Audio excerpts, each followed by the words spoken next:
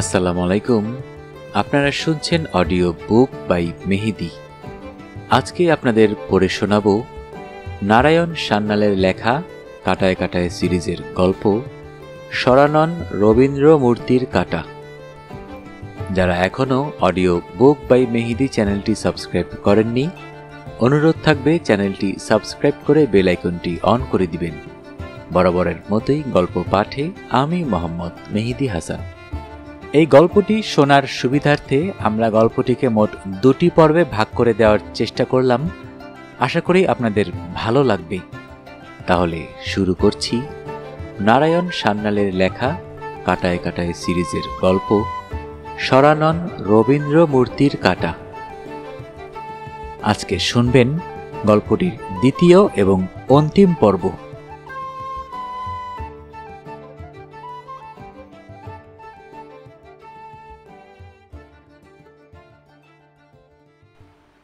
শুনেছি কার সঙ্গে ঝগড়া মারামারি করতে করতে ছুরি মেরে বসে। লোকটা মারা যায়নি, কিন্তু মারাত্মকভাবে জখম হয়। মাস 2 হাসপাতালে ছিল। রাহাজানির কেসে 1.5-2 বছরের জন্য মেয়াদ হয়ে যায়। এখানকার থানায় বিস্তারিত জানতে পারবেন। সে কি সম্প্রতি ছাড়া পেয়েছে তা তো জানি না।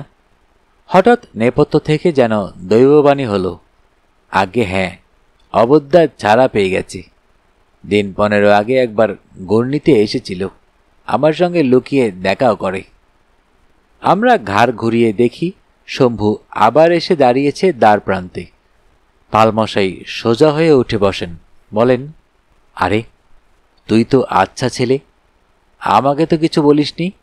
অবদ্যা যে বারণ করেছিল, বলেছিল বড়বাবু শুনলে চটে যাবেন। রকচটা মানুষ তো।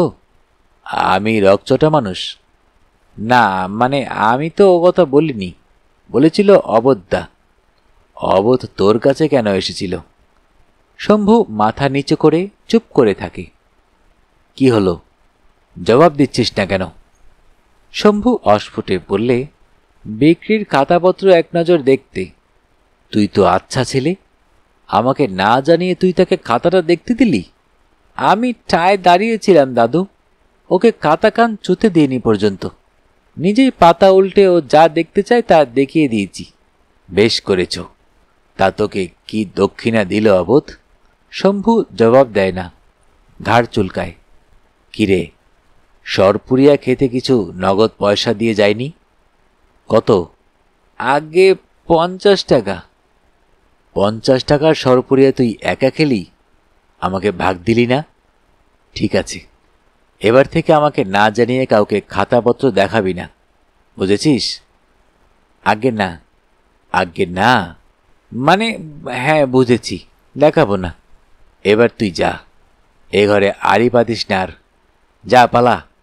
মামু বললেন, আপনি তাহলে ওকে অনুমতি দিয়ে যান পালমশাই। আমি কিছু খাতাপত্র খুঁটিয়ে দেখব। কোন খাতা?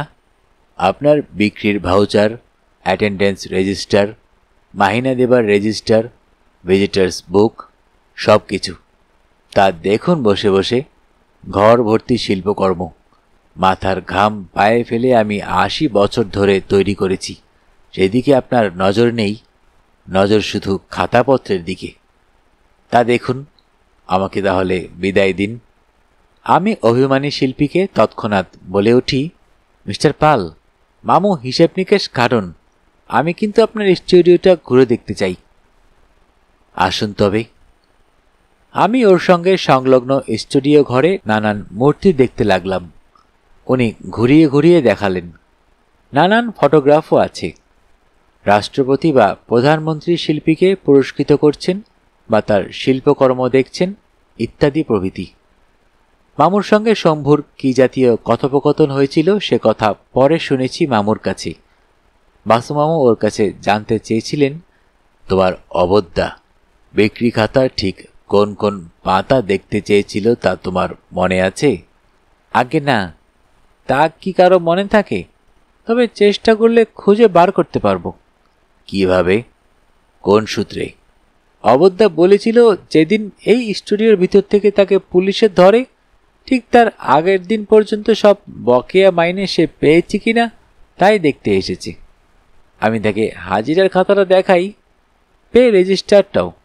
ও মিলিয়ে দেখে নেয় যে হপ্তাবারের শেষ পাই পয়সা ওকে মিটিয়ে দেওয়া হয়েছে। সে হোলসেল বিক্রির খাতা বা ভিজিটার্স বুক দেখতে চায়নি। আগে হ্যাঁ, তাও দেখতে চেয়েছিল, দেখেছিল। কিছু কিছু নাম ঠিকানা টুকেও নিয়ে গিয়েছিল, মানে কাকে কাকে মূর্তি বেচা হয়েছে। কেন? সে ঠিকমতো মজুরি পেয়েছে কিনা এটা জানার জন্য ওসব খাতা দেখার তো কোনো দরকার ছিল না। ছিল? আগে না, তা ছিল না। তাহলে সেসব খাতাপত্র সে কেন দেখতে চাইছে তা তুমি জানতে চাওনি? শম্ভু একটু চুপ করে রইল, তারপর বলল, আগে না। কেন? শম্ভু নিরুত্তর। তার আগেই বোধহয় তোমার অবদ্যা সেই 50 টাকার নোটখানা তোমাকে ধরিয়ে দিয়েছিল, তাই না শম্ভু? শম্ভু কিছুক্ষণ চুপ করে রইল, তারপর হঠাৎ মামুর চোখে চোখে তাকিয়ে বলল, আমি কি অন্যায় কিছু করেছি? মামু বললেন, তা কিছুটা অন্যায় করেছ বই কি শম্ভু। অবদ্যা তোমার যতই প্রিয় হন, মালিককে না জানিয়ে খাতাপত্র তাকে দেখানো ঠিক হয়নি। কিন্তু এর মধ্যে লুকোচাপা তো কিছু নেই। তাছাড়া খাতা তো আর হাতেও দেইনি, আমি খাতার পাতা উল্টিয়ে তাকে দেখিয়েছিলাম। ঠিক আছে শম্ভু, ও আলোচনা থাক। এবার বলো তো, কতদিন আগে সে এসে তোমার কাছে খাতাপত্র সব দেখে যায়? গেল হপ্তার গোড়ার দিকে। তারিখটা ঠিক মনে নেই স্যার। তাকে কতদিন আগে পুলিশে ধরে তা তোমার মনে আছে? তারিখ মনে নেই, তবে এটা মনে আছে সেদিন ছিল শিবরাত্রি। প্রায় 2.5 বছর আগে, 97 সালে? আগে হ্যাঁ স্যার। তাহলে তারিখটা ছিল 25শে ফেব্রুয়ারি। এবার তুমি খাতাপত্র দেখে আমাকে বলো তো, সেই সময় মানে 25শে ফেব্রুয়ারি তারিখে তোমাদের স্টুডিওতে এইরকম রবীন্দ্রনাথের মূর্তি ঠিক এই মাপের, মাটির নয়, প্লাস্টার অফ প্যারিসের মূর্তি কতগুলো ছিল? শম্ভু খুব করিতকর্মা ছেলে, খাতাপত্র দেখে বললে, 6টা স্যার। সেগুলো কে বানিয়েছিল? মানে প্লাস্টার কাস্ট করেছিল? হ্যাঁ, ওই অবদ্যাই। কত তারিখে? খাতায় তা লেখা নেই, তবে 2-1 দিন আগেই হবে। কারণ দিন সাথে হাওয়ায় শুকিয়ে গেলে প্লাস্টার অফ প্যারিসের মূর্তিগুলো আর খোলা জায়গায় রাখা হয় না, ধুলোয় নষ্ট হয়ে যায়। কেষ্টনগরী ধুলো তো, সে ধুলো এখানকার মশা মাছি মাটির পুতুল আর সরপুরিয়ার মতো বিখ্যাত। মামু হেসে ফেলেন, বলেন, তাই বুঝি? তখন সে মূর্তিগুলো সব কোথায় যায়? কাচের আলমারিতে অথবা খড়ের প্যাকিং দেওয়া কাঠের বাক্সে, ধুলো এড়াতে। ঠিক আছে, এবার তুমি তোমাদের ভিজিটার্স বুকটা নিয়ে এসো তো, সেই 25শে ফেব্রুয়ারির পর থেকে দেখব। খাতা দেখতে দেখতে নজরে পড়ল একটা নাম, অরূপ বসু। তার সল্ট লেকের ঠিকানাটাও লেখা আছে, মার্চ মাসের 22 তারিখে। মামু জানতে চাইলেন, এই ভদ্রলোক তোমাদের দোকানে এসেছিলেন দেখছি, তিনি কি কিনে নিয়ে গিয়েছিলেন বলো তো? শম্ভু বলে, তা কি বলা সম্ভব? উনি এসেছিলেন, খাতায়ও লিখে গেছেন দেখছি, কিন্তু কিছু কিনেছিলেন কিনা তা তো জানি না, জানা সম্ভবও নয়। মামু বললেন, তা তো বটে। 1.5-2 বছর আগে কে কোন মূর্তি বা পুতুল কিনে নিয়ে গিয়েছিল তা তোমার মনে থাকার কথাও নয়। কিন্তু তুমি আর একটা কাজ করতে পারো, বিক্রির ভাউচারগুলো মিলিয়ে দেখো তো, ওই 22শে মার্চ 98 সালে তোমাদের দোকান থেকে রবীন্দ্রনাথের কোনো প্লাস্টার অফ প্যারিসের মূর্তি বিক্রি হয়েছিল কিনা 30 টাকায়, ক্রেতা যেই হন। ধুলি ধূসরিত ভাউচারের বান্ডিল ঘেটে শেষকালে শম্ভু জানালো, আশ্চর্য ধরেছেন তো স্যার। এই দেখুন, 22/3/98 তারিখের বিক্রির কাউন্টার ফয়েলে একটা 30 টাকা দামের মূর্তি বিক্রির কথা লেখা আছে। আপনি কি করে জানলেন? মামু বললেন, বলছি, তার আগে বলো, তোমার অবদ্যা কি এই পুরনো ভাউচারগুলো ঘেটেছিল? আগে হ্যাঁ, অনেকক্ষণ ধরে সে এইসব কাগজপত্র ঘেটেছিল, কিন্তু কোনো কাগজ সরিয়ে নেয়নি বা ট্যাম্পার করেনি, কারণ আমি খাড়া পাহারা দিচ্ছিলাম। মামু মানিব্যাগ খুলে একটা 100 টাকার নোট শম্ভুর দিকে বাড়িয়ে ধরে বলেন, এটা তোমাকে সরপুরিয়া খেতে দিচ্ছি। না, ঘুষ নয়। তুমি আমাকে অনেক সাহায্য করেছ, তার জন্য পারিশ্রমিক। তোমার দাদু মানে ওই বালমশাইকে আমি জানিয়ে যাব যে এটা আমি খুশি মনে তোমাকে মিষ্টি খেতে দিয়েছি। কোথাও কিছু নেই। শম্ভু নত হয়ে ওকে প্রণাম করল। বাসুমামু বললেন, শোনো শম্ভু, তুমি যে তখন বললে না যে অবোধ পালকি যখন পুলিশের ধরে তখন স্টুডিওতে 6টা প্লাস্টার অফ প্যারিসের মূর্তি ছিল, তার 4টে মূর্তির হদিশ আমি পেয়েছি। এখন আমি যদি জানতে পারি বাকি 2টো মূর্তি কে কিনেছিল, তাহলেই আমার এখানকার কাজ শেষ হবে। সেটা কিভাবে জানা যায়? তা কি করে জানা যাবে? সে তো এক্কেবারে অসম্ভব। কেন? একেবারে অসম্ভব হবে কেন? একেবারে অসম্ভব হবে কেন? প্রথম কথা, মূর্তি দুটো বিক্রি হয়েছে 1998 পর। ধৈর্য ধরে যদি 2 বছরের ভাউচার ঘাটা যায়, তাহলে দেখা যাবে 30 বা 30 দুগুণে 60 টাকার ভাউচার কটা আছে।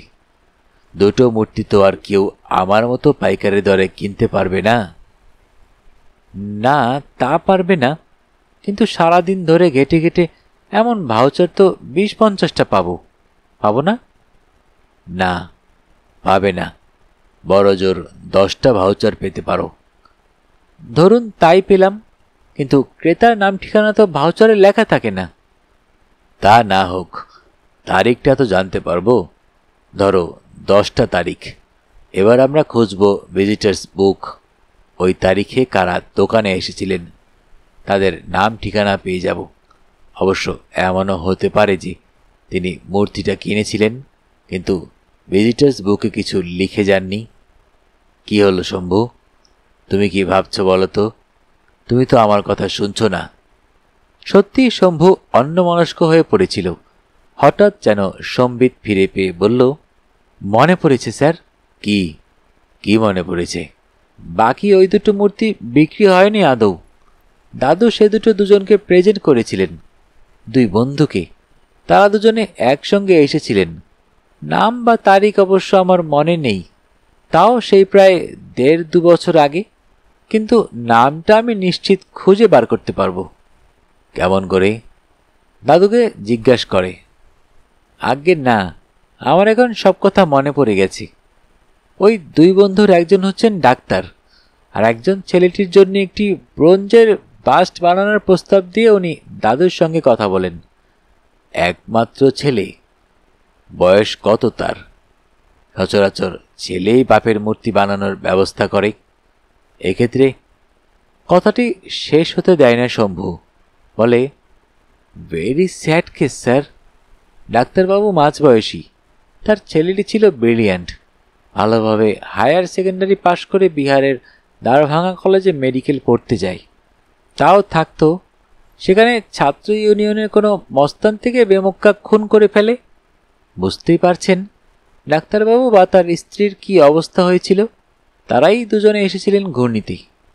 স্বামী স্ত্রী? না স্যার, স্ত্রী ছিলেন ওই বন্ধুর স্ত্রীর কাছে। ওরা 2 বন্ধুই শুধু এসেছিলেন। তারা দুজনেই ভিজিটার্স বুকে কিছু লিখে যান। ডাক্তারবাবু ভালো রবীন্দ্রসঙ্গীত গাইতেন, তার নাকি ক্যাসেটও আছে। তার বন্ধুও সাহিত্য মাহিত্য করেন। দুজনেই তাই রবীন্দ্র ভক্ত। তাই দাদু ওদের দুজনকে। শিল্পী কার্তিক পালকি সম্পর্কে তোমার দাদু হন? আগে না, সম্পর্ক কিছু নেই। ওর অনেক বয়স হয়েছে তো, তাই আমরা এখানকার কর্মীরা ওকে দাদু বলে ডাকি। তা ভিজিটার্স বুক দেখে নাম দুটো খুঁজে পাবে? পাবো স্যার, কারণ দুজনের কারোর নাম মনে না থাকলেও এটা মনে আছে যে ডাক্তারবাবুর বন্ধুটির নাম নোনা চন্দনপুর। নোনা চন্দনপুর? না, নোনা চন্দন পুকুর। না স্যার, পুকুর যদি চন্দনের হয় তাহলে নোনা হবে কি করে? আবার কি বলে ভালো, পুকুরের জল যদি নোনা হয় তবে তা চন্দনের নয়, সমুদ্রের খাড়ির সঙ্গে তার আতাত আছে। মামু বললেন, এটা তুমি পণ্ডিতের মতো একটা যুক্তিপূর্ণ কথা বলেছ শম্ভু। এটা তুমি পণ্ডিতের মতো একটা যুক্তিপূর্ণ কথা বলেছ Shambhu. A pond can either be salty or of sandalwood cream, it can be both. ঠিক আছে, এসো ভিজিটার্স বইটা হাতড়াতে থাকি। খুব বেশি খুঁজতে হলো না। এপ্রিলের প্রথম সপ্তাহেই পরপর 2 জন ভিজিটার্স বইতে মন্তব্য লিখেছেন, নাম ও ঠিকানা দিয়েছেন।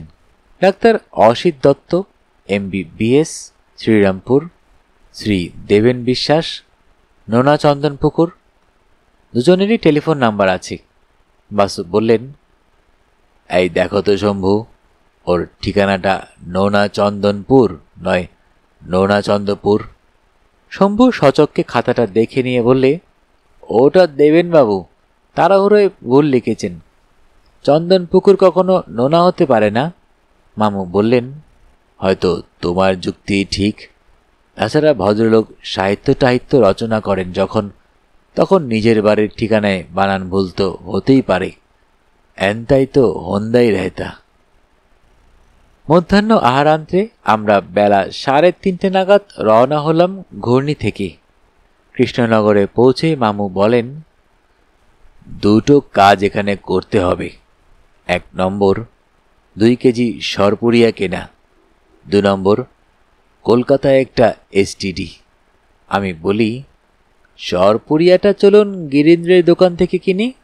তুমি দেখছি এ পাড়ার কোন দোকানে কি ভালো পাওয়া যায় সে খবরও রাখো।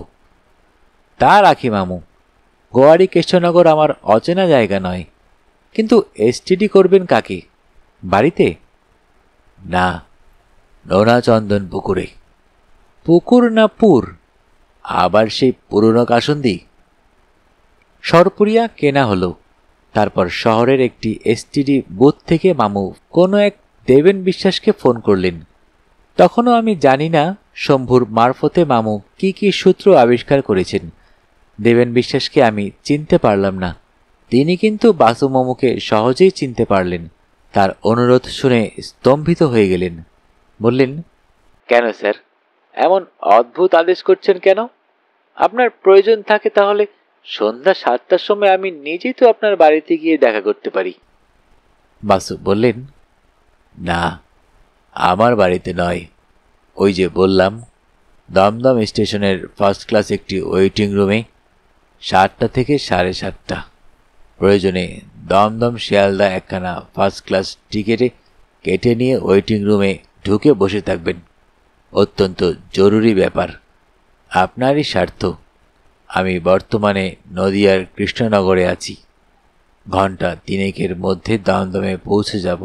আচ্ছা স্যার, তাই যাব। দমদম স্টেশনে ফার্স্ট ক্লাস ওয়েটিং রুমে সন্ধ্যা 7টা থেকে 7:30 বসে অপেক্ষা করব। আর একটা কথা, আপনার বাড়িতে রবীন্দ্রনাথের একটা মূর্তি আছে না? 7-8 ইঞ্চি খাড়াই, বাস্ট, প্লাস্টার অফ প্যারিসের। কি হলো, আপনি লাইনে আছেন তো? আগে হ্যাঁ, তা আছি। কিন্তু আপনি তো আমার বাড়িতে কখনো আসেননি। আমার বাড়িতে গুরুদেবের মূর্তিটা আছে না ইতিমধ্যে হাফিজ হয়ে গেছে? আগে না, আছে। ওই তো আমার চোখের সামনেই রয়েছে, টেবিলে। তাহলে ওটা এক্ষুনি তুলে স্টিল আলমারির ভিতর থেকে বন্ধ করে চাবিটা গিন্নিকে দিন। গিন্নিমা বাড়িতেই আছেন তো? আগে হ্যাঁ, আছেন। তাকে বলবেন চাবিটা সাবধানে রাখতে, মূর্তিটা বেহাত না হয়ে যায়। তুলসী? তুলসী? তুলসী মানে? ও, I am sorry sir, mouth পিসে হাতটা চাপা দিতে ভুলে গেছি। এটা আমি আমার গিন্নিকে ডাকছি, আপনি আমাকে এমন ঘাবড়ে দিয়েছেন। ঘাবড়াবার কি আছে? Nothing to be worry about. মূর্তিটা সেফ কাস্টডিতে রেখে সন্ধ্যাবেলা বেড়াতে বেড়াতে দমদম স্টেশনে চলে আসবেন। এতে ঘাবড়াবার তো কিছু নেই। আগে না, তা নেই। 6:45 নাগাদ আমরা এসে পৌঁছলাম দমদম স্টেশনে। গাড়িতে আসতে আসতে মামু আমাকে তার সংগৃহীত তথ্যগুলি সবিস্তারে জানালেন। অর্থাৎ শম্ভুর সঙ্গে তার কি জাতীয় কথাবার্তা হয়েছিল, কিভাবে তিনি ওই 2 বন্ধু দেবেন বিশ্বাস আর অসিত দত্তের নাম ঠিকানা সংগ্রহ করেছেন এবং জানতে পেরেছেন সরানন রবীন্দ্র মূর্তির নকআউট টুর্নামেন্টে সেমিফাইনাল থেকে ফাইনালে উঠেছে কোন দুটি মূর্তি? রবীন্দ্রারই বর্তমানে ওই দুটি মূর্তি ভাঙবার জন্য কালাপাহাড়ের ভূমিকায় হন্যে হয়ে ঘুরে বেড়াচ্ছে। কেন বেড়াচ্ছে তা অবশ্য আমি জানি না। দমদম স্টেশনের সামনে গাড়ি পার্ক করার পর মামু বললেন, আমি আর নামব না, তুমি যাও। ফার্স্ট ক্লাস ওয়েটিং রুমে বসে আছে দেবেন বিশ্বাস, তাকে ডেকে নিয়ে এসো। তার হুকুম তামিল করতে আমি একটি প্ল্যাটফর্ম টিকিট কেটে স্টেশনে ঢুকলাম, কিন্তু ফার্স্ট ক্লাস ওয়েটিং রুমে মস্ত তালা ঝুলছে। এদিক ওদিক তাকাচ্ছি, একজন মধ্যবয়স্ক ভদ্রলোক এগিয়ে এসে বললেন, মিস্টার কৌশিক মিত্র, দেবেন বিশ্বাসকে খুঁজছেন? আমি বলি, তা খুঁজছি, কিন্তু স্টেশনে নয়, ফার্স্ট ক্লাস ওয়েটিং রুমের ভিতরে। উনি বলেন, বেহুদো টিকিট কাটব কেন? আমি তো ওয়েটিং রুমের দোরগোড়াতেই বসে আছি, ওখানে ঢুকবার তো একটাই দরজা। আমি বলি, আপনি তো দেখছি সেই কাবুলিওয়ালার মতো হিসেবি। অধমর্ণকে খুঁজে না পেয়ে সে কবরস্থানের একমাত্র প্রবেশদ্বারের সামনে অপেক্ষা করছিল। ব্যাটা যাবে কোথায়? একদিন না একদিন তো এখানে আসতেই হবে তাকে। হো হো করে হেসে ওঠেন দেবেন বাবু, বলেন, আপনার মামু কোথায়? বাইরে, গাড়িতে। তবে চলুন যাই। আপনি স্টেশনে এসেছিলেন কি সাইকেল রিকশায়? আগে হ্যাঁ। বাসুমামুর সাক্ষাৎ পেয়েই দেবেনবাবু তার পদধূলি নিলেন, বলেন, কি ব্যাপার স্যার, আপনি কি করে? মাঝ সড়কে নয় দেবেন, চলো তোমার বাড়িতে যাই আগে। বৈকালিক চা পানটাও যে বাকি আছে, তুলসীর হাতে এক কাপ চা খাওয়া যাবে। তুলসী? সে কি গো, তুমি যে আকাশ থেকে পড়লে, তোমার গৃহমুচ্যুতের নাম তুলসী নয়? ও হ্যাঁ হ্যাঁ হ্যাঁ, তখন টেলিফোনের মাউথপিসটায় হাত চাপা না দিয়েই। দেবেনবাবুর নির্দেশ মতো বাঁক নিতে নিতে ওর বাড়ির দিকে চলতে থাকি। মামু বলেন, তোমার বাড়িটা তো নোনা চন্দন পুকুরে? আগে না তো। যা বাবা, তবে কি নোনা চন্দনপুরে? আগে না, পূর্ব কালিয়া চকে, তবে সেটা নোনা চন্দন পুকুরের প্রায় লাগোয়া। বাড়িতে পৌঁছেই উনি হাঁকডাক শুরু করলেন। এগিয়ে এলেন দেবেনবাবুর সহধর্মিণী এবং কন্যা পাপিয়া। মামু সদর অতিক্রম করেই বললেন, একটু দাঁড়াও। তিনি সদর দরজা ভিতর থেকে বন্ধ করার কৌশলটা লক্ষ্য করে দেখলেন। কোলাপসিবল গেট আছে। সরেজমিনে তদন্ত সেরে বাসুমামু গিয়ে বসলেন বাইরের ঘরে। দেবেনবাবুর কন্যা পাপিয়া এসে প্রণাম করল, তার নাতনিও, কিন্তু ওর স্ত্রী প্রণাম করার উদ্যোগ করতেই মামু বললেন, থাক মা, তোমায় প্রণাম করতে হবে না। তুলসী ঘাবড়ে যান, বলেন, কেন? আপনি সকলের প্রণাম নিলেন, আমি বা বাদ যাব কেন? তোমার পায়ে যে বাত মা, নিচু হতে গেলে তোমার কষ্ট হবে না। বাত? আপনি কেমন করে জানলেন? বা, সদর দরজা থেকে বৈঠকখানা, এতটা পথ একসঙ্গে হেঁটে এলাম, এটুকু টের পাবো না? তুলসী শুনলেন না, জোর করে প্রণাম করলেন। মামু পাপিয়াকে বললেন, চায়ের জল বসিয়ে দাও দিদি, কিন্তু স্রেফ চা। মধ্যাহ্নে বিদুর ক্ষুধে গুরুভোজন হয়েছে। তারপর দেবেনবাবুর দিকে ফিরে বললেন, আলমারি থেকে মূর্তিটা বার করে নিয়ে এসো দিকিন। আমাকে বললেন ঝুড়ি থেকে একটা রবীন্দ্র মূর্তি সাবধানে বার করতে। দেবেনবাবু আলমারি খুলে তার মূর্তিটা নিয়ে আসতেই বাসুমামু সেটাকে পরীক্ষা করে দেখলেন, বললেন, এটা আমি নিয়ে যাব? নিন, পরিবর্তে কিছু না দিয়ে নিচ্ছি না তা বলে, এটা তোমাকে বদলে দিচ্ছি। দেবেনবাবু নিকথায় হাত বাড়িয়ে বললেন, দিন। মামু অবাক হলেন, বলেন, তুমি তো মাটির মানুষ হে, একবার জানতেও চাইলে না কেন এই দেওয়া নেওয়া? দেবেন বললেন, আমার পদবী বিশ্বাস, কুল ধর্ম অনুসারে আমরা বিশ্বাস করি, বিশ্বাসে মিলায় কৃষ্ণ, তর্কে বহুদূর। তাছাড়া কেন যে এই দেওয়া নেওয়া তা তো কৌশিকবাবুর কাটা সিরিজের বইটা বার হলেই জানতে পারবো। আগে থেকেই হাঁকপাক করে কি লাভ? গল্পটার বিন্দু বিসর্গও তো জানি না এখনো। মামু বলেন, খুব ভালো কথা, he also serve who only stand and wait. শোনো দেবেন, 95% চান্স আজকাল পরশুর মধ্যেই কোনো এক রাত্রে তোমার বাড়িতে চোর আসবে, গভীর রাত্রে। তাই আমি আগেভাগে তোমাদের সাবধান করতে এসেছি। আজও চুরির চেষ্টা হতে পারে। তোমার বাড়িতে কুকুর নিশ্চয়ই নেই, থাকলে সাড়া পেতাম এতক্ষণে। আগে না, নেই। তোমরা দোতলাতে শো নিশ্চয়ই। তা রাত্রে বৈঠকখানায় কেউ শো কি? আগে না। That's very good. আমি যে মূর্তিটা দিলাম ওটা টেবিলের ওপর সাজিয়ে রাখবে, আর আজ রাত্রে কোলাপসিবল গেটে তালা লাগাতে ভুলে যাবে। ভুলে যাব? রাত্রে গেটে তালা দিতে? হ্যাঁ, যাবে। মানুষে মাঝে মাঝে এমন ভুল করে কি না? Once in a blue moon. তাছাড়া দরজায় হুড়কো লাগাতে ভুলে যাবে। টাওয়ার বোল্টটা উপরের দিকে তুলে দিও, কিন্তু বাকিয়ে দিও না, যাতে বাইরে থেকে কেউ আস্তে আস্তে নাড়ালে চিটকিনিটা নিচে পড়ে যায়। চোরের যেন ভিতরে ঢুকতে কোনো অসুবিধা না হয়। দেবেনবাবুর শেষ কথাগুলো পুনরুক্তি করলেন।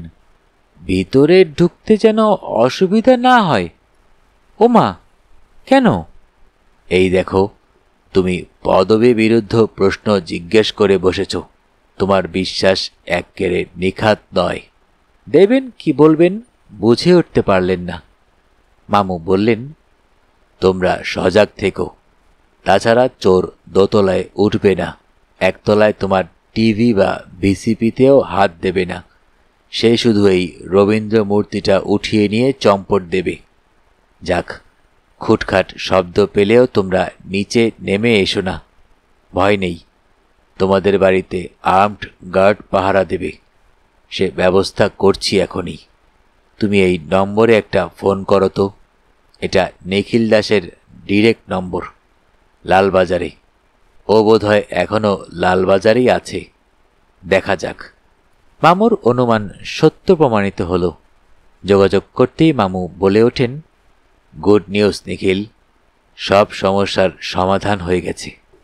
নিখিল দাস আকাশ থেকে পড়ে বলে, সব সমস্যার মানে ওই সরানন রবীন্দ্র মূর্তি কেসটার? তাই তো বলছি। আমরা এইমাত্র কৃষ্ণনগর থেকে ফিরে এসেছি, এখনো বাড়ি যাইনি। দমদমের কাছাকাছি একটা জায়গা থেকে ফোন করছি। কে কেন রবীন্দ্র মূর্তিগুলো ভাঙছে তা জানা গেছে? তা তো গেছেই। তাছাড়া জানা গেছে ওই লোকটা 6 মূর্তি ভাঙতে চায়, তারপর আর ভাঙবে না। 6 ইজ হিজ লিমিট। এছাড়া ওই 6টা রবীন্দ্র মূর্তির বাকি 2টো কার হেফাজতে আছে তাও জানা গেছে। আমার অনুমান সে 2টো বাড়ির যে কোনো একটাতে আজ রাত্রে অথবা কাল পরশুর মধ্যে বার্গলারি হবে। আমি কোনো চান্স নেব না। তুমি 2টো বাড়িতেই গোপনে আর্মড গার্ড পোস্টিংয়ের ব্যবস্থা করো। আমি 2জনকেই খবর দিয়ে রাখছি। তারা সদর দরজা খুলে রাত্রে ঘুমাবে। লোকটাকে হাতে নাতে ধরতে হবে। লোকটা মানে সেই অবোধ?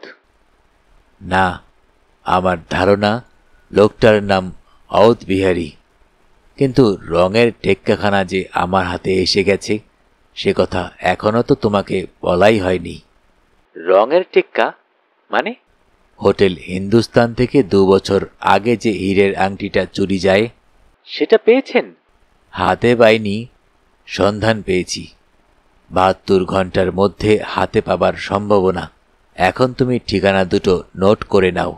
সেখানে আজ রাত 11টা থেকে তোমাকে পুলিশ পোস্টিং করতে হবে। পুলিশ নয়, আর্মড গার্ড। লোকটার পজেশনে একটা রিভলভার আছে কিন্তু। মনে আছে স্যার, ঠিকানা 2টো বলুন। মামু দেবেনবাবু আর ডক্টর অসিত দত্তের নাম, ঠিকানা, টেলিফোন নাম্বার জানিয়ে দিলেন। ইতিমধ্যে চায়ের ট্রে নিয়ে ঘরে ঢুকেছে পাপিয়া। চায়ের সঙ্গে টাও এসেছে, 1 প্লেট মাছের চপ। পাঁচু প্রতিবাদ করেন, এইটা কি হলো? আমি তো তখনই বললাম। পাপিয়া বলে, না দাদু, কেনা নয়, ঘরে করা। আমি শুধু মাইক্রোওয়েভ ওভেনে গরম করে নিয়ে এলাম। তা তো আনলে, কিন্তু আমার মাইক্রোওয়েভে পেট গরম হলে? তুলসী বলেন, হবে না, রাতে না হয় মিসা মিল করবেন। মামু বলেন, অলরাইট, যাহা 52 তাহা 65। রানু না জানতে পারলেই হলো, দাও প্লেটটা। চা পানান্তে মামু বলেন, আর একটা কথা বলা বাকি আছে। দেবেন প্রথম প্রস্তাবে আমার নিউ আলিপুরের বাড়িতে যেতে চেয়েছিল।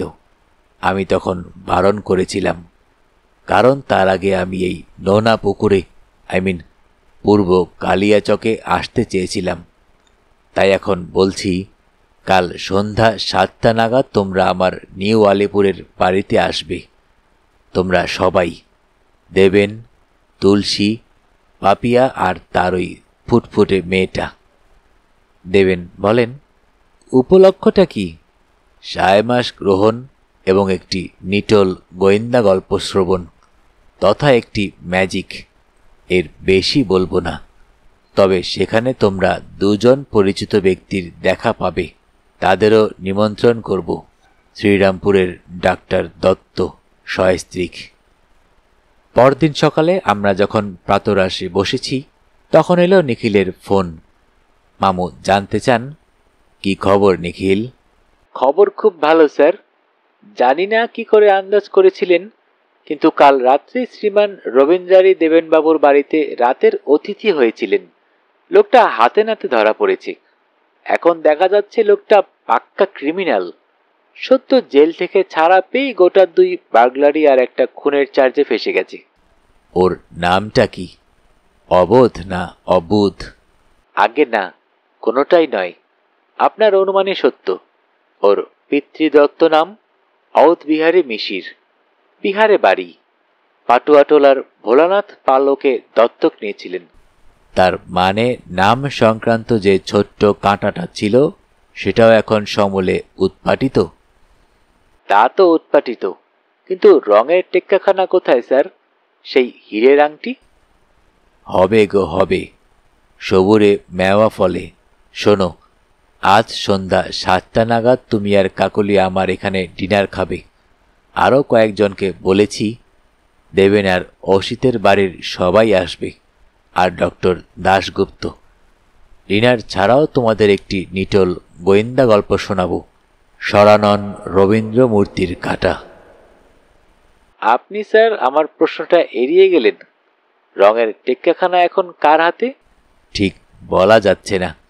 অনেক হাত ফিরি হয়েছে তো, তা সে যাই হোক, সন্ধ্যাবেলায় সেটা আমি তোমাকে দেব। সেটা হাতে পেলে তুমি দিল্লিতে মিস্টার জৈনকে এসটিডি করবে। তিনি যেন হীরের আংটিটা সংগ্রহ করে যান, সেই সঙ্গে সুকৌশলী এবং আমাকে যৌথভাবে যেন একটা 50,000 টাকার চেক দেন, ফি এবং এক্সপেন্সেস। ডক্টর দাশগুপ্ত যে 5,000 টাকা অ্যাডভান্স করেছিলেন, সেটা তাকে কাল ফেরত দেব। আর ওই সঙ্গে দেব 2টি একই মডেলের রবীন্দ্র মূর্তি। আমি কাল কিনে এনেছি। ঠিক আছে স্যার, সন্ধ্যা 7টায়। আমি কিন্তু এখনো বুঝে উঠতে পারছি না আপনি কি করে কি করলেন। সন্ধ্যা 7:30টার মধ্যেই নিমন্ত্রিতরা সকলে উপস্থিত। রান্নাবান্না এ বাড়িতে হচ্ছে না। আমাদের বাড়ির উল্টো দিকে রাস্তার ওপাশে আছে একটা ফাস্ট ফুডের দোকান। একটি অল্প বয়সী বিধবা অপর্ণা সেটা চালায়। মামুর স্নেহধন্যা সে। প্রয়োজনে সে ভোজের রান্নাও রেঁধে দেয়, যেমন আজ। ডক্টর দাশগুপ্ত খুব খুশি। মূর্তি দুটো ফেরত পেয়ে শুধু নয়, চোরটা ধরা পড়েছে শুনে।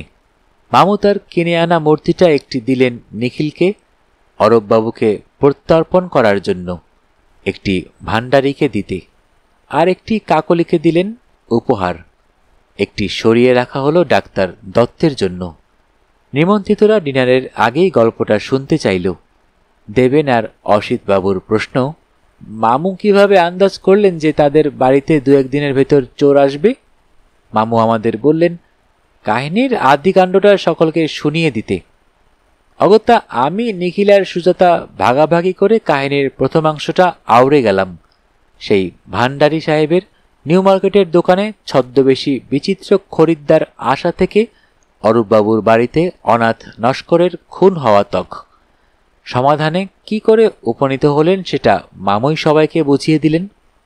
নিউ মার্কেটের প্রথম দৃশ্যের ঘটনাটা ওর কাছে অদ্ভুত লেগেছিল মাত্র, সেটা রহস্যময় হয়ে উঠল ডক্টর দাশগুপ্তের বাড়ি ও চেম্বার থেকে দুটি রবীন্দ্র মূর্তি চুরি হয়ে যাওয়ায়।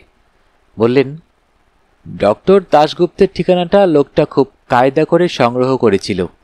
ভান্ডারীকে সে জিজ্ঞেস করেছিল, ডক্টর দাশগুপ্ত মানে আমাদের গড়িয়াহাটার অমল দাশগুপ্ত, আই স্পেশালিস্ট? ভান্ডারী জবাবে বলেছিলেন, আজ্ঞে না, তিনি যোধপুর পার্কে ডক্টর P.N. দাশগুপ্ত, কার্ডিওলজিস্ট। অবোধ বিহারী টেলিফোন ডাইরেক্টরি হাতড়ে অনায়াসেই তার বাড়ি ও চেম্বারের ঠিকানাটা সংগ্রহ করে ফেলল। সে যে তা করেছিল তা এটা মামু বুঝতে পারেন, যেহেতু টেলিফোন ডাইরেক্টরিতে গড়িয়াহাটা অঞ্চলে কোনো অমল দাশগুপ্ত আই স্পেশালিস্টের নাম পাওয়া গেল না। টেলিফোন নেই, অথচ প্র্যাকটিস করেন, এমন ডাক্তার হয় না। বাসু আন্দাজ করলেন, অবোধ কায়দা করে দেখে এসেছে ওর বৈঠকখানায় এবং চেম্বারে মূর্তি দুটো কোথায় রাখা আছে। হয়তো প্রথমটা সেলসম্যানের ভেক ধরে এবং দ্বিতীয়টা রোগীর আত্মীয় সেজে। এই সময় তুলসী বাধা দিয়ে বলে ওঠে, আমি কিন্তু গল্পের ধর্তাইটা ঠিক ধরতে পারছি না। ও লোকটা ক্রমাগত রবীন্দ্রনাথের মূর্তি চুরি করে যাচ্ছে কেন? কি চায় সে? ডক্টর অসিত দত্ত বলেন, একটু ধৈর্য ধরে সবটা শোনো তুলসী। মামু এসব কথোপকথনে কর্ণপাত না করে বলে চলেন, আমি লক্ষ্য করে দেখলাম লোকটা আর কিছু চুরি করছে না, সুযোগ পাওয়া সত্ত্বেও। শুধু একই মাপের, একই মডেলের, একই ব্যক্তির মূর্তি উঠিয়ে নিয়ে যাচ্ছে। কি কারণ হতে পারে? এমন মূর্তি তো কলকাতা শহরে কয়েক হাজার। তাহলে পরের ধাপেই কেসটা হয়ে গেল ভাইটাল। অরূপ বসুর সল্ট লেকের বাড়িতে একটা জলজন্ত মানুষ খুন হয়ে গেল। কেন? বেশ বোঝা যায় সে লোকটা ওর মোটর সাইকেলে চড়েই অকুস্থলে এসেছিল, কারণ দ্বিতীয় কোনো যানবাহন ত্রিসীমানায় ছিল না। তার মানে যে লোকটা খুন হয়েছে সেই অনাথ নস্কর নিঃসন্দেহে মূল আসামির পার্টনার ইন ক্রাইম, অর্থাৎ লোকটা অনাথের সঙ্গে ডবল ক্রস করেছে যাতে তাকে লভ্যাংশ দিতে না হয়। কিন্তু অরূপবাবুর ঠিকানা সে পেল কোথায়? কেমন করে জানল তার বাইরের ঘরেও ওই রকম একটি মূর্তি আছে? এটা তো তার জানবার কথা নয়। এই সময় আমি ভাগীরথীর উৎস সম্বন্ধে যাত্রা করলাম। তুলসী আবার ধৈর্যচ্যুত হয়ে পড়ে, বলে, মানে ভাগীরথীর উৎস সন্ধানে? মানে মহাদেবের জটা, মূর্তির আদি উৎস ঘূর্ণি, কৃষ্ণনগর। মহাদেব এক্ষেত্রে শিল্পী কার্তিক পাল। তার সঙ্গে সাক্ষাৎ করে জানা গেল এ জাতীয় মূর্তি এ পর্যন্ত কয়েক হাজার বিক্রি হয়েছে। তারপর ফটো দেখে যখন কার্তিকবাবু অবোধ বিহারীকে শনাক্ত করতে পারলেন, তার ইতিবৃত্ত শোনালেন, তখনই মূল সমস্যার সমাধান পাওয়া গেল। বোঝা গেল হীরের আংটিখানা গীতা নস্কর হস্তান্তরিত করেছিল তার দাদা অনাথকে, কিন্তু পুলিশি তদন্তের আশঙ্কায় অনাথ সেটা দিয়ে গিয়েছিল অবোধ বিহারীকে। অবোধ সেটা পকেটে নিয়ে ঘূর্ণিতে পালিয়ে আসে। এখানে আবার একটা মিসিং লিঙ্ক থেকে যাচ্ছে। মানে এখনই প্রমাণ করতে পারছি না, কিন্তু আমার অনুমান অনাথ আংটিটা যে অবোধকে দিয়েছে সেটা জানতে পেরেছিল আর একজন তৃতীয় ব্যক্তি, যে লোকটা অবোধের পিছনে লাগে। অবোধ তাকে ছুরি মেরে জেলে যায়। আহত মানুষটা হাসপাতাল থেকে বার হয়ে এসে আর অবোধের পাত্তা পায় না। অনাথ কিন্তু খবর রেখেছে অবোধ কবে কোন জেলে ঘানি কাটছে। সেই ছাড়া পাওয়া মাত্র অনাথ তার সঙ্গে যোগাযোগ করে, কিন্তু আংটিটা যে কোথায় আছে তা বুঝতে পারে না। পিছন পিছন ঘোরে। আমার অনুমান ৭৮ সালের ২৫শে ফেব্রুয়ারি শিবরাত্রির দিন অবোধ যখন পালমশাইয়ের স্টুডিওতে কাজ করেছিল, তখন আংটিটা ছিল তারই ট্যাকে। পুলিশ রেড হয়েছে শুনে সে একটা দারুণ কায়দা করে। স্টুডিওতে তখন ৬টা রবীন্দ্র মূর্তির প্লাস্টার কাস্ট প্রায় কাঁচা অবস্থায় তাকের ওপর সাজানো। অবোধ অত্যন্ত দ্রুত গতিতে তার একটার ভিতর আংটিটা ঢুকিয়ে দিয়ে টিপে টাপে ঠিক করে দেয়। পুলিশ তাকে আংটি চুরির দায়ে খুঁজছিল না, ফলে সে বিষয়ে কিছু তল্লাশিও হয়নি। শম্ভুর কাছে শুনলাম, জেল থেকে ছাড়া পেয়েই অবোধ এসেছিল ঘূর্ণিতে, মালিকের সঙ্গে দেখা করেনি। কিন্তু শম্ভুর মাধ্যমে সে বুঝতে পারে সেই 6টি মূর্তি কোথায় কোথায় আছে। 3টি মূর্তির সন্ধান সে আগেই পেয়েছিল, বাকি 3টির পাত্তা পেয়ে যায়। সে পর্যায়ক্রমে অরূপ, দেবেন ও ডক্টর দত্তর বাড়িতে হানা দেবার সিদ্ধান্ত নেয়। অরূপের বাড়িতে যে মূর্তিটা ছিল সেটা ভেঙে সে আংটিটা পায়নি। এরপর দেবেন বিশ্বাসের বাড়ি হলো তার নেক্সট টার্গেট। বেচারির দুর্ভাগ্য, তার আগে একই পদ্ধতিতে আমি জানতে পেরে গেলাম সরানন রবীন্দ্র মূর্তির শেষ 2টি কোথায় আছে। বলো তুলসী, এরপর তোমার আর কোনো জিজ্ঞাসা আছে? আছে মামু। এবার আপনাকে একটা মোক্ষম প্রশ্ন করব। বেশ বোঝা যাচ্ছে আংটিটা এই 2টি মূর্তির যে কোনো একটার ভিতর নিশ্চয়ই আছে। হয় সেটা আমাদের বৈঠকখানে এতদিন রাখা ছিল, আহা সেটা কেন এতদিন হাত থেকে পড়ে ভাঙেনি, অথবা অসিদ্ধার মূর্তিটা। আমার প্রশ্ন হচ্ছে, না ভেঙে আপনি বলতে পারেন কোন মূর্তিটার ভিতর আংটিটা আছে? মামু হেসে বলেন, তা পারি বই কি মা। কোনটা? কিভাবে? মামু ধীরে সুস্থে পকেট থেকে একটা 500 টাকার নোট বার করে টেবিলে রাখলেন। তার ওপর চাপা দিলেন 2টি প্লাস্টার অফ প্যারিসের মূর্তি, হুবহু একই রকম দেখতে, টুইলডাম আর টুইলডি। বললেন, তুলসী একটা জবর প্রশ্ন করেছে। তোমাদের মধ্যে এই মূর্তি 2টি না ভেঙে কেউ কি বলতে পারো কোনটার মধ্যে আছে সেই 2.25 লাখ টাকার হারানো মালিক? যে পারবে, আন্দাজে নয় প্রমাণ করে নিশ্চিত বলতে পারবে, সে ওই 500 টাকার নোটটা উঠিয়ে নিতেও পারবে। কাকলি প্রশ্ন করল, মূর্তি 2টো আমরা হাতে নিয়ে দেখতে পারি? অফকোর্স, তবে তার আগে আমি ওর পেছনে দেবেনের ডি আর অসিতের এ চিহ্ন পেন্সিলে লিখে দেব, যাতে পরে শনাক্ত করা যায়।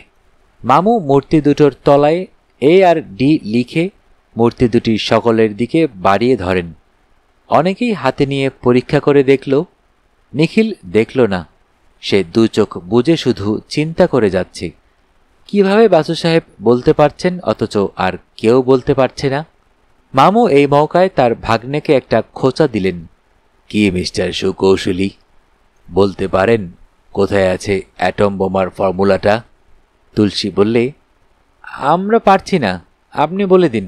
মামু বললেন, ডে চিহ্নিত মূর্তিতে নয়, হীরের আংটিটা আছে এ চিহ্নিত মূর্তিতে, but my offer still stands. কিভাবে আমি তা নিঃসন্দেহে বলতে পারছি তা যদি তোমরা কেউ বলতে পারো, তবে ওই 500 টাকার নোটখানা তার। কোথাও কিছু নেই। রানু মামিমা তার হুইল চেয়ারের চাকায় একটা আধপাক মেরে এগিয়ে এলেন। মূর্তি 2টো সরিয়ে নোটখানা উঠিয়ে নিলেন, আঁচলে বাঁধতে থাকেন। মামু বলেন, এই ওটা কি হচ্ছে রানু? তুমি বলতে পারো আমি কিভাবে বলছি আংটিটা এ মার্কা মূর্তিতে আছে? ওমা, তা পারবো না কেন? দেবেনের বৈঠকখানা থেকে তুমি তো কাল রাতে ডিমার্কা মূর্তিটা নিয়ে এসেছ। কাল সারা রাত, আজ সারা দিন সেটা ছিল তোমার হেফাজতে। সো হোয়াট, তাতে কি হলো? তাই তো তুমি জানো যে সেটার ভিতর আংটিটা নেই। কি আশ্চর্য, সেটা আমি জানবো কি করে? বাহ, আজ সকালে তো দেখলাম তুমি সেই মূর্তিটা নিয়ে গাড়ি করে একাই কোথায় যেন বেরিয়ে গেলে, ঘন্টা কয়েক পরে ফিরে এলে। তখনই তুমি জানতে পেরেছ ওই মূর্তিটার ভিতরে কোনো হীরের আংটি নেই। But how? কেমন করে? সহজে। তুমি ওটা কোনো এক্স রে ক্লিনিকে নিয়ে গিয়েছিলে, একটা এক্স রে প্লেট করিয়েছ, দেখেছ হীরের আংটিটা ওর ভিতরে নেই। বাসুমামু এতই মুগ্ধ যে নিজের অজান্তে তার উচ্ছ্বাসের বহির্প্রকাশ হলো একটি ফার্সি শব্দে, ম্যাগনিফিক। কিন্তু সেখানেই থামতে পারলেন না তিনি। 500 টাকার নোট ধরা রানু মামির মুঠোটা চেপে ধরে আবার বলেন, বাট হোয়াই? কিন্তু কেন? কি হোয়াই? মূর্তিটা তো আমি কিনেছি মাত্র 25 টাকায়। এক্স রে করাতে তো খরচ পড়েছে তার অনেক অনেক বেশি। তাহলে কেন আমি বেহুদ্দ? না, তুমি যা ভাবছো সে জবাব আমি দেব না, কারণ আসল কারণটাও আমি জানি। আমি কি ভাবছি তুমি ভাবছো আমি জবাবে বলবো? তোমার কৌতূহলের বাঁধ ভেঙে গেছিল, তুমি আর ধৈর্য রাখতে পারছিলে না। হ্যাঁ, সেটা কারণ, কিন্তু মূল হেতু সেটা নয়। তাহলে মূল হেতুটা কি? যে হেতুতে ডক্টর দাশগুপ্ত 5,000 টাকা খরচ করেছিলেন, তার মূল্য তার রচনায় নয় তার বস্তুতে। ওটা একটা শিল্পকর্ম। সবচেয়ে বড় কথা, ওটা গুরুদেবের মূর্তি। 200-100 টাকা খরচ করলে যদি সেটাকে অটুট রেখেও উত্তরটা জানা যায়, তাহলে তা জানবার চেষ্টা করবে না তোমার মতো মানুষ? মামু এবার আর কোনো উচ্ছ্বাস দেখালেন না, কিন্তু সহধর্মিণীর এই সহমর্মিতার কথাগুলো যে তাকে প্রচণ্ডভাবে প্রভাবিত করেছে তা বোঝা গেল তার নীরব আচরণে। মামু পকেট থেকে রুমালটা বার করলেন, চোখ থেকে চশমাটা খুলে কাঁচ দুটো সাফা করতে বসলেন। শুনতে শুনতে শেষ হয়ে গেল আমাদের আজকের গল্প। যারা এখনও অডিও বুক বাই মেহেদি চ্যানেলটি সাবস্ক্রাইব করেননি, অনুরোধ থাকবে চ্যানেলটি সাবস্ক্রাইব করে বেল আইকনটি অন করে দিবেন। এই কাটা সিরিজের অন্যান্য অনেকগুলো গল্প আমাদের চ্যানেলে অলরেডি দেয়া হয়ে গিয়েছে। যারা এখনও সেই গল্পগুলো শোনেননি, প্লেলিস্ট আকারে আমাদের চ্যানেলে দেয়া আছে। আশা করি সময় করে শুনে নেবেন, আপনাদের ভালো লাগবে। আর যদি ভালো লেগেই থাকে তাহলে মনে করে অবশ্যই চ্যানেলটি সাবস্ক্রাইব করে বেল আইকনটি অন করে রাখবেন, যেন নতুন গল্প দেওয়ার সাথে সাথেই গল্পের নোটিফিকেশন আপনাদের মোবাইলে চলে যায়। সবাই ভালো থাকবেন, সুস্থ থাকবেন এবং বেশি বেশি করে বই পড়বেন, কারণ বইয়ের চেয়ে ভালো বন্ধু আর হয় না।